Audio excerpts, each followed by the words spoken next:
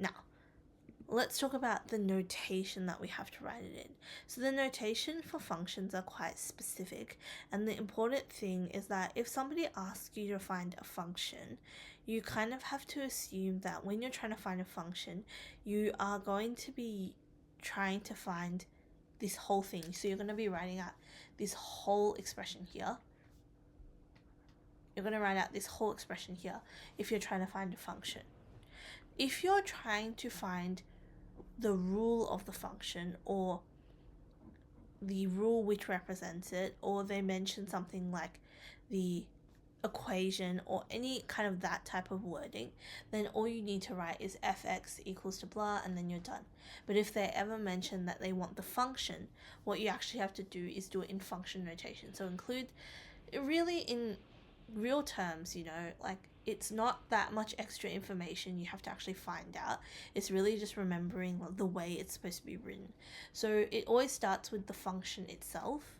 So whatever the name of the function is. So F, G, H, they're really commonly used ones.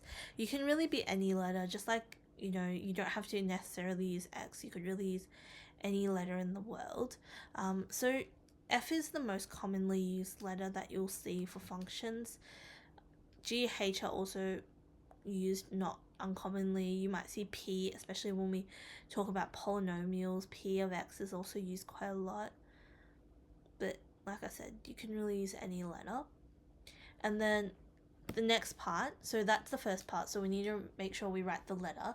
And when we kind of move on to composite functions later, or when we have inverse functions, it's important, so you just basically write everything before the brackets around the x, or the brackets around your independent term. So if it was f of g, then you would write f of g like that.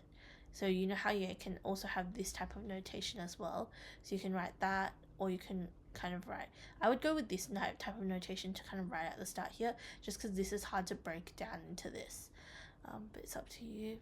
And if we had an inverse, where it's f inverse of x, we'll just do f inverse here, dot dot. Cool. So next what we put in is the domain. So that's the input of the function. And what happens there is, like we were talking about before, it's the values which are inputted into the function. So that's where we pop our domain. So it's A is our domain. Okay. And then what we do after that is we get something called the codomain.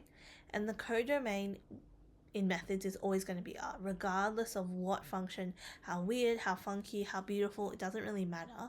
It will always be R here. So in fact, we can kind of get rid of the B and just pop an R there.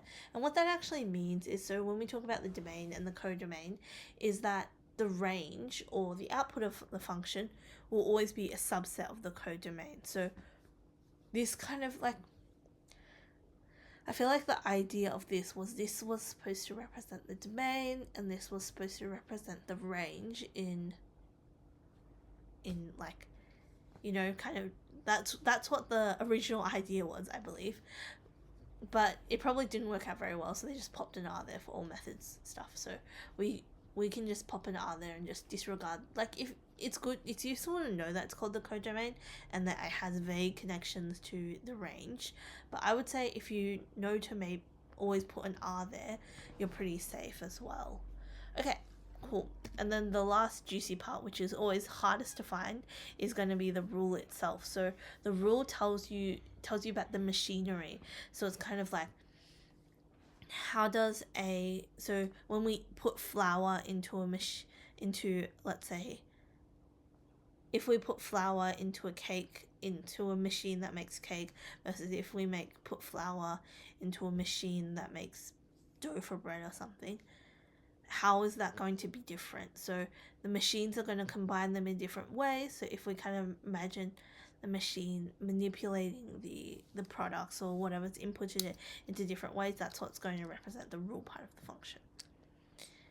Okay, amazing. So that's kind of what we think of overall as the function notation itself. Alright, so let's chat a little bit about a question here.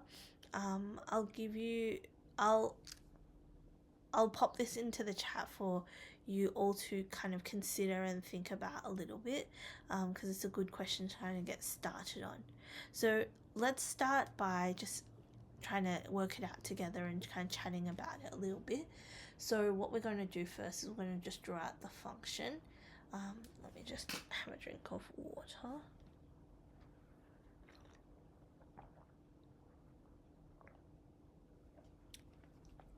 So we're going to draw out the function first, and importantly, this is something I just recommend for essentially as soon as you see something which is non-linear and has an inequality of some sort.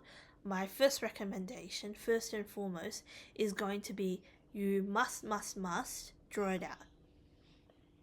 Because you can say that you can predict what's going to go on and all that kind of stuff, but I really do recommend you just draw it out because it's going to make your life a lot easier and you can just visually see it, especially if it's a multiple choice question, because you can just draw it on your calculator and then you have something easy to refer to. Okay, cool. So we could pop this onto our calculator to draw it, but it might even just be faster for us to draw it. So let's draw a little bit of a parabola. Sorry, my parabola is a bit wonky on the side, but that's okay. Alright, so we have 0, 0 here. Alright, so then we kind of look at what the question is asking. So it's asking us about the range of f, and importantly, they've given us a domain to kind of consider. So we know that the dom of f is going to just be negative a to b. So that's our domain of f. It's going to be negative a to b. Alright, so we also know that b is bigger than a. B is bigger than 0 and a is bigger than b. So if we tried to dot in what a and b would be, no pun intended, let's just say that's b and that's a. Cool.